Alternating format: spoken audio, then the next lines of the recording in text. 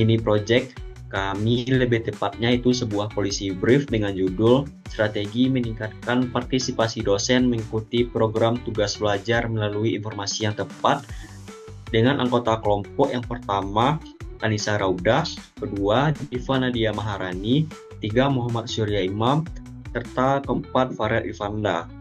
Adapun materi pertama tentang eksekutif summary yang akan dijelaskan oleh Diva Nadia Maharani. Kepada Diva disilahkan.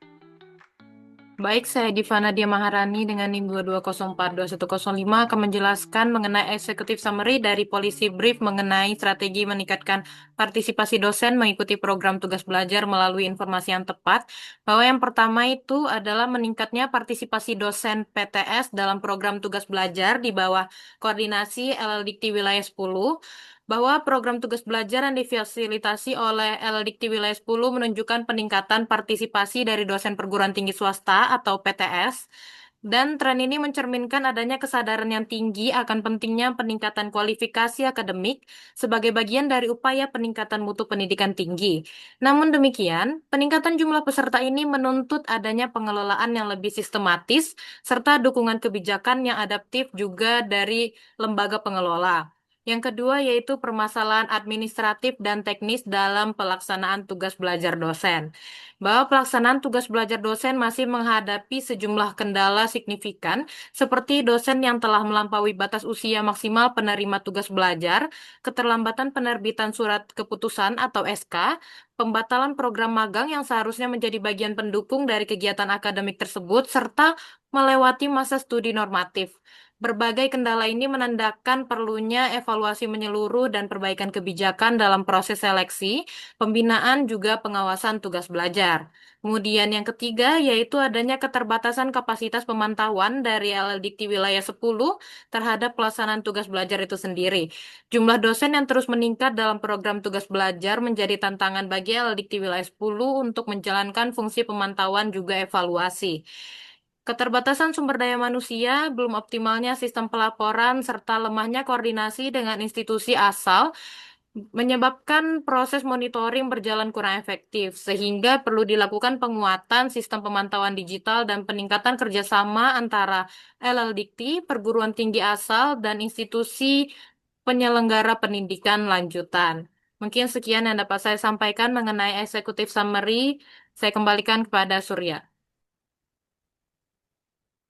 Baiklah, terima kasih kepada Diva. Adapun materi selanjutnya itu tentang pendahuluan atau latar belakang yang akan dijelaskan oleh Anissa Raudah. Kepada Anissa disilakan. Baik, saya Anissa Rauda dengan NIM 22042096 akan menjelaskan pendahuluan atau latar belakang terkait polisi brief kami ini. Yang mana program tugas belajar dosen atau PTBD yang diselenggarakan oleh LLDikti Wilayah 10 adalah inisiatif penting dalam rangka meningkatkan kompetensi dan kualifikasi tenaga pengajar di perguruan tinggi swasta di Indonesia.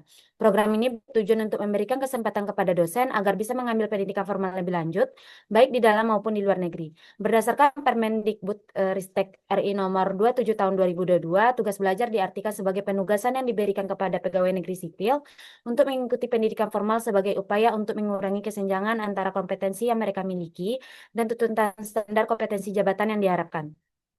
Pentingnya program ini tidak bisa diabaikan, terutama mengingat bahwa dalam era globalisasi dan perkembangan teknologi informasi yang cepat, kebutuhan untuk memupuk sumber daya manusia yang berkompeten dan berkualitas semakin mendesak. Dosen yang berkualitas akan berdampak positif terhadap mutu pendidikan serta dapat meningkatkan daya saing lembaga pendidikan tinggi.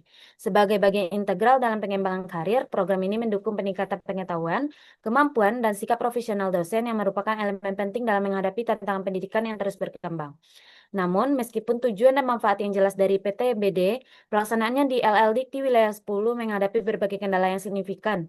Dalam periode 2018 sampai 2022 tercatat bahwa 45 dosen menempuh studi di dalam negeri dan 11 dosen di luar negeri. Meskipun angka ini terlihat baik, kenyataannya menunjukkan bahwa tidak semua dosen dapat menyelesaikan program tugas belajar mereka. Berbagai masalah muncul seperti permintaan tugas belajar yang ditolak karena usia di atas 40 tahun, pembatalan program magang, serta keterlambatan dalam pengeluaran surat keputusan tugas belajar atau SK Tubal. Hal ini mengakibatkan banyak dosen tidak dapat memenuhi harapan mereka untuk meningkatkan kompetensi dan kualifikasi. Lebih jauh lagi mengenai keluhan kurang pemantauan dan dukungan dari pihak terkait dalam proses pelaksanaan tugas belajar menjadi sorotan. Tanpa adanya monitoring dan bimbingan yang baik, dosen seringkali merasa kesulitan dalam menjalani program studi mereka. Selain itu, masalah administratif seperti batasan usia dan pengeluaran dokumen yang tidak tepat waktu menambah kompleksitas situasi ini.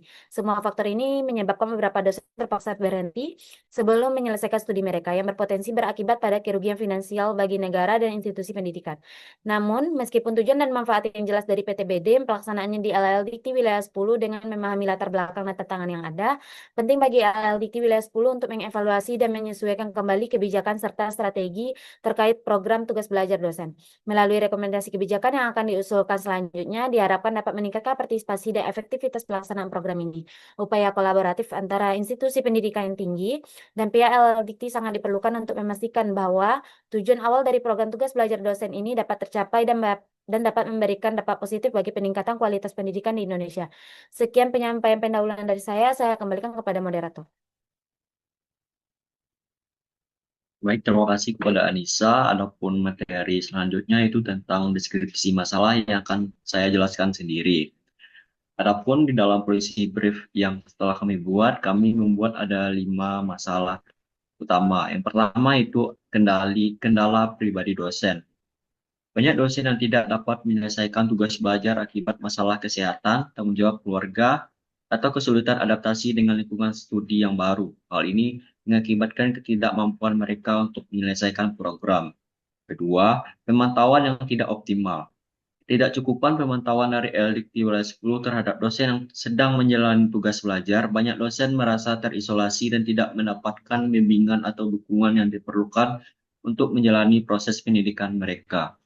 Tiga, masalah administratif. Keterlambatan dalam pengeluaran surat keputusan tugas belajar SK Tubel yang menjadi masalah yang signifikan.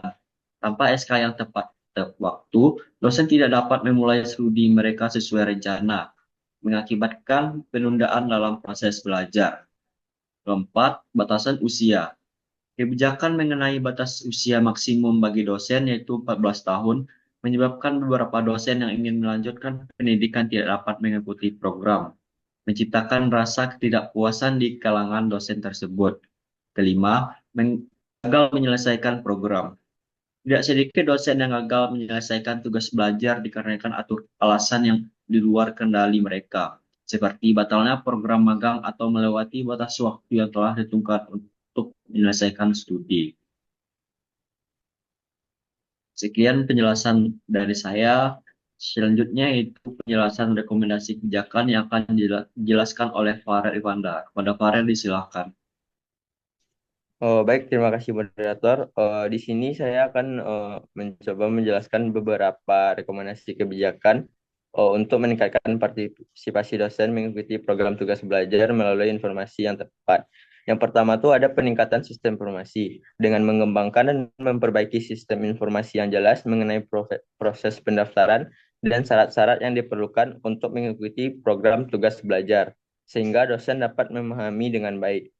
Yang kedua yaitu sosialisasi dan pembekalan. Dengan mengadakan sosialisasi yang rutin tentang tugas belajar dosen di lingkungan perguruan tinggi, termasuk memberikan pembekalan pada dosen yang mendekati batas usia agar mereka memiliki pemahaman yang baik sebelum mengajukan diri.